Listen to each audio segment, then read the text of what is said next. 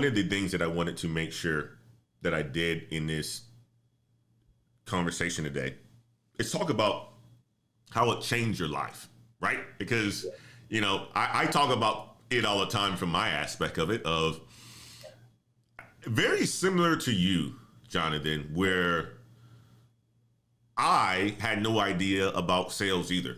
I was just like you, from an engineer perspective. I kind of looked at them as sleazy people, car salesmen, talking out of their butt, not delivering on promises.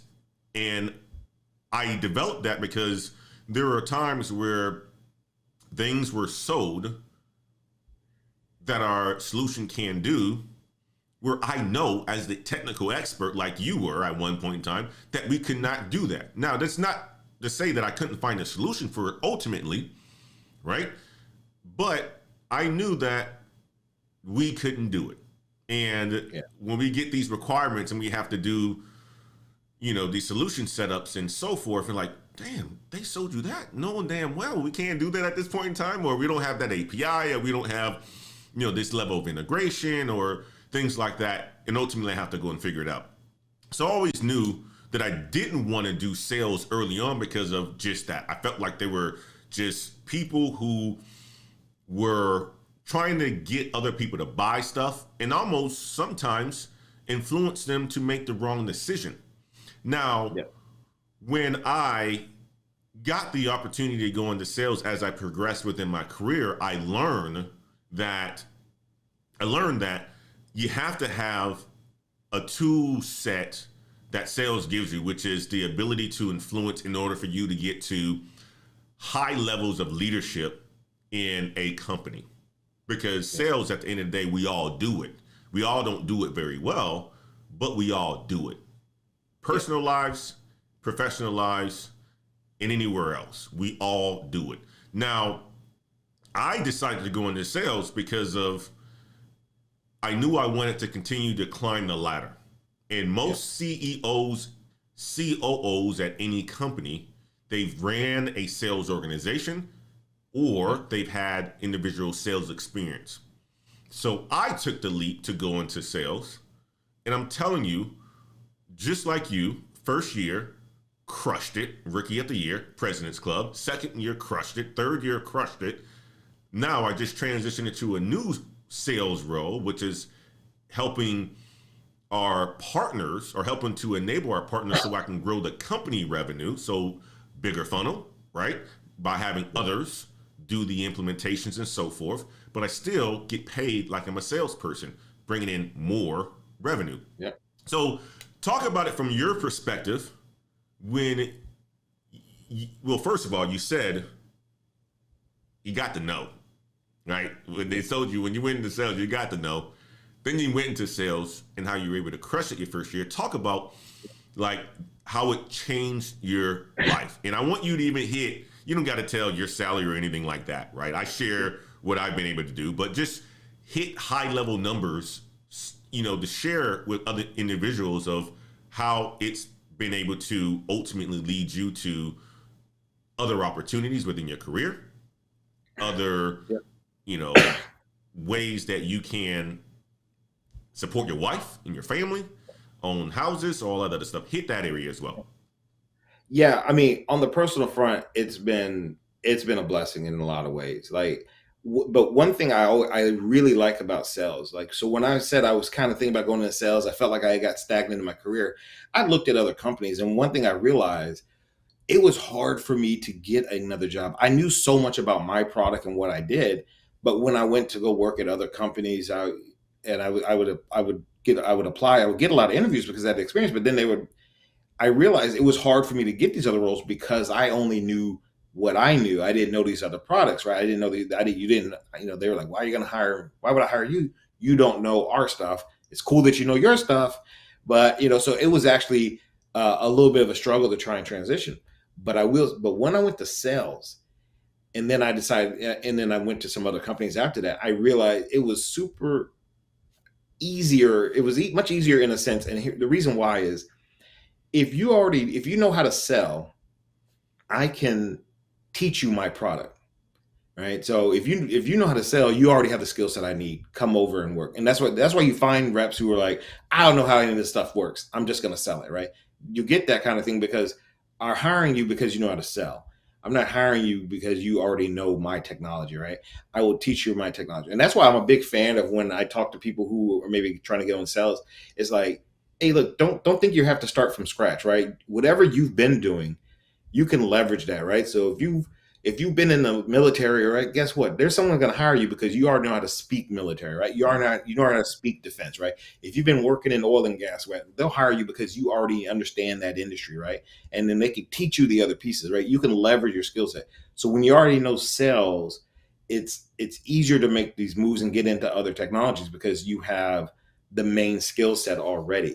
So that definitely opened up a lot of opportunities. And I would also say that, but then, yeah, the money was way better, uh, way better, and in large part because the commissions are such that like, look, if you are selling a good product, people are buying it.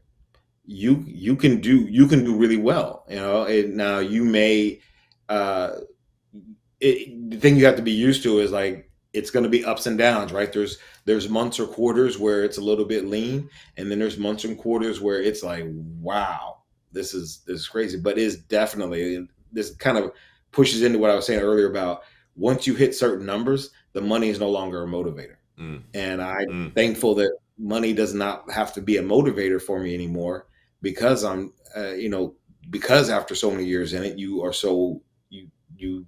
get those checks, right? And you, just to be frank, yeah, you make a lot of money when these products sell, because salespeople, we like to say, they're coin operated. If you want me to do something, you got to pay me to do it. Hmm. That's how it happens. You want me to sell this over that, pay me more to sell this over that. If you don't, then it's not going to happen. And so, because salespeople are so coin operated, they're driven like that. That's how the comp works. And so you can really make good money in sales.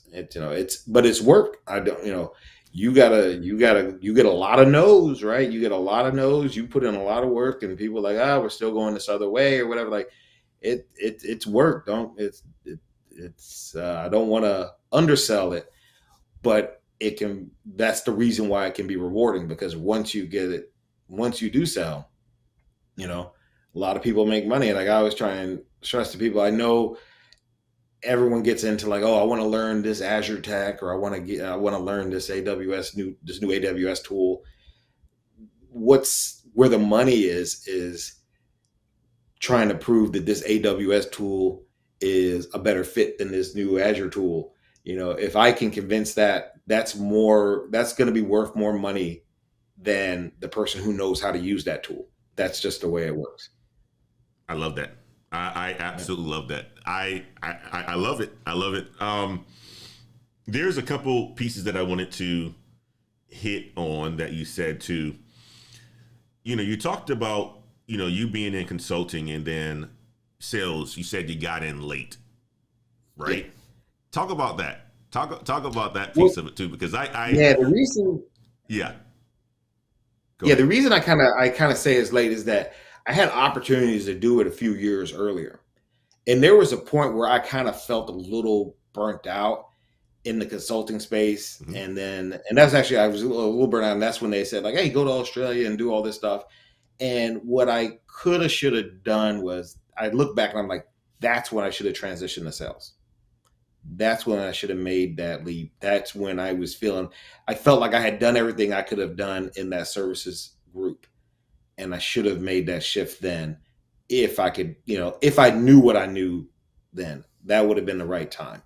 But I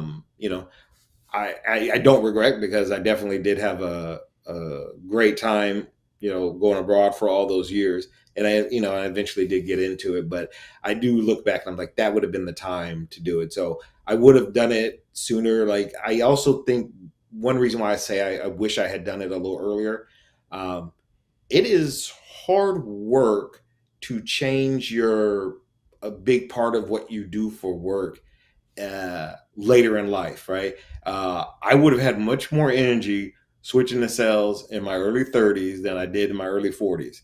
I'm about 46 now. I'll be 47 in a couple weeks. It is it is a lot of it's a lot of work. You know, like you got to learn a new skill set. I got to put some more emphasis. Now, luckily, a lot of what you do in services, because I was a people person, I always I did have a lot of skills. They were just raw, Yep. and I had to refine some of that as I got into the sales role. It would have been just to be frank, it'd have been an easier thing to do when I was a little bit younger than later on. But you know, thankfully, it's not impossible. There's definitely harder things to do in life and transition. So I don't complain, but I do look back and think, yeah, that would have been a little bit easier, or the right time to do it a little bit sooner. But also, I think I say that because the only reason I didn't make the transition because I didn't know better. Exactly. I didn't really have anyone that could help me on that guidance, right? All the people I talked to were in services and they were just like, stay services, right? It's going to be, Yep. that's the way to go. And like, I should have opened up my circle a lot more. So now I'm a big fan of, I got more active in like joining professional organizations and networking and things like that to meet people who do different kinds of stuff because I understand better now than I did back then that like I don't know what I don't know, and there's a lot of opportunities and things out here I don't know. Like another thing I would have switched more is I would have focused more on working at startups than I do now. I like working at companies that are like startups or just out of that startup phase, and not that. That's why I guess I'm less enthusiastic about telling people like, "Oh, go work at the FANG companies, go work at all those," because it's like it's like hearing about a stock and you're like the 9 millionth person to hear about it. Well, all Yep. the money's been made on it. So if you go buy it now, guess what? You're not going to do that well compared to all the people who heard about it, 10 years ago when they got into it, right? And so I look at like companies a bit the same way. There's a lot of good opportunities working at maybe a slightly smaller company because, when I worked at smaller companies, guess what? I got to go to Australia not because I was the greatest, but because Opportunity. we were small enough that I knew all the right people. Right. It was easy for me to know all the right people and get all the opportunities.